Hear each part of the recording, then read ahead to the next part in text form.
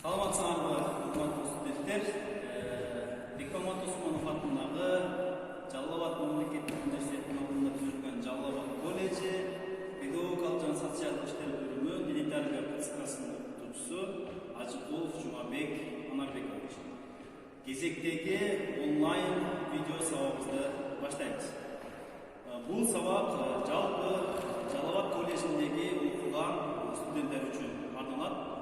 Бүгүнкү сабагыбыздын темасы баскетбол оюнундагы айып тобун аткаруунун ыкмалары.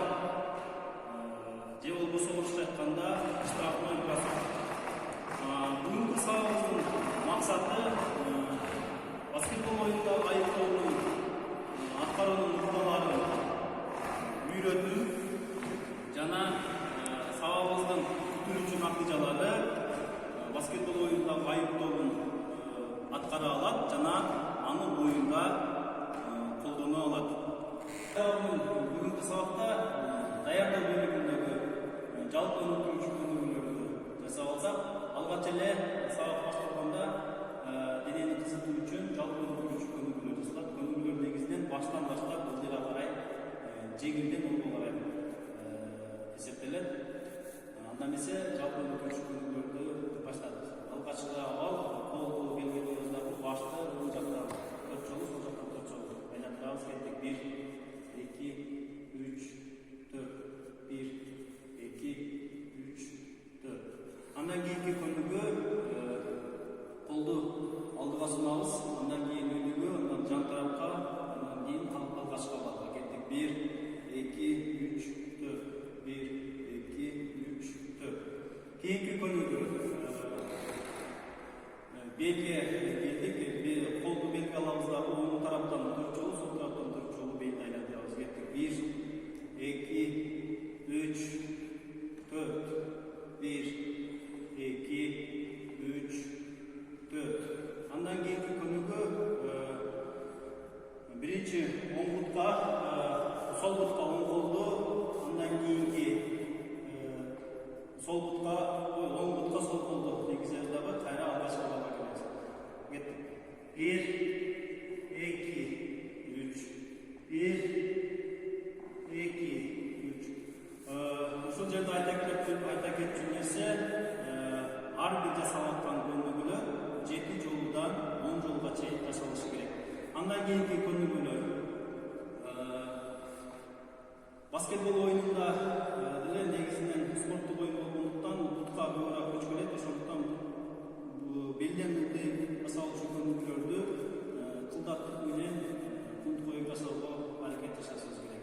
Кийинки көмүгү оң бутту алдыга сунабыз. 1, 2, андан кийин сол бутту 3, 4. 1, 2, 3, 4.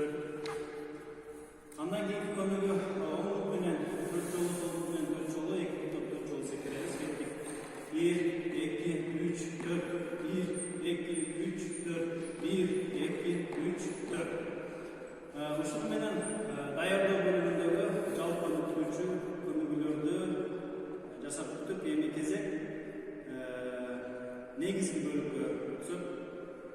Негизги бөлүктө ушул тема боюнча айып тобун кантип аткарабыз, кандай эрежелери бар, кандай штрафтары бар дегендей ушул көмүгүүлөрдү көрсөтө кетсек. Айып тобу негизинен мынау сызылып турган 9 метрлик линиянын ичинде атайын тегерекче чыгылган баскетбол аянында, ушул баскетбол аянынын ичиндеги белгиленген сызыкта туруп, калыстын ышкырыгынын негизинде, башкача айтканда айып тобун аткарууга берилген белгисинен кийин гана айып тобун аткарууга мүмкүн болот. Негизинен айып тобун аткарганда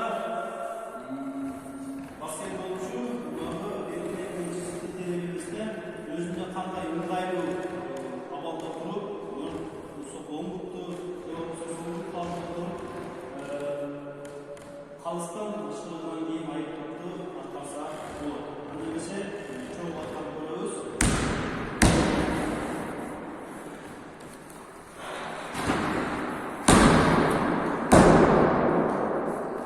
Айып топту аткарып атканда ар бир спортчуга 2ден мүмкүнчүлүк берилет. Ар бир алынган очко 1 очкого эсептелинет дагы 2 жолу тең очко баскетболчунун кольцосуна тегерекчесине түшсө 1 очко болуп эсептелинет, 2 жолу түшкөн болсо 2 очко болуп эсептелинет дагы. Ошол экинчи мүмкүнчүлүктөн кийин кольцого топ түшсө оюн токтотулуп каршы команданын оюнчусунун негизинде оюн башталат дагы. Ал эми кольцого топ экинчи мүмкүнчүлүктөгү топ түшпөй калса, ошол жерде оюн улантылып кетилет. Айыптоо аткарып атканда спортчу кандай эреже менен аткарса туура болот, кандай эреже менен аткарса туура болот. Негизинен айыптоо аткарып атканда белгиленген чызыкты тебелебестен, бул линияга жетпестен ыргытыш керек жана андан кийинки эреже эч качан секирген абалда ыргытпаш керек спортчу. Жөн эле буттун учу менен көтөрүлүп, мындай кылып кайсого ыргытканга ыргытса, ошол айыптоого туура аткарылган болот.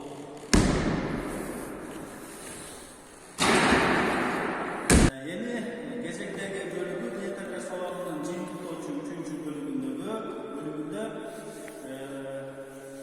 денени жалпы өнүктүрүүчү көйгөйлөрдү жасадык, негизги бөлүктү аткардык. Эми 3-бөлүктө денени калыбына келтирүүчү көйгөйлөр, жайып жургоо, жайып басуу ушул сыяктуу көйгөйлөр аткарылат дагы. Андан кийин бүгүнкү тапшырма берилет. Бүгүнкү сабагыбыздын темасы баскетбол оюну болгондуктан тапшырма, бүгүнкү сабактын тапшырмасы баскетбол оюнунун кыскача тарыхы. Андан кийинки тапшырма баскетбол оюнундагы аянттын узун туурасы канча жана баскетбол шипинин размери канча, жерден канча ийгиликте турушу керек. Ушул тапшырмалар боюнча кайтарым байланыш жасап жөнөткүлө. Кийинки сабакта көрүшкөнчө саламатта болуңуз.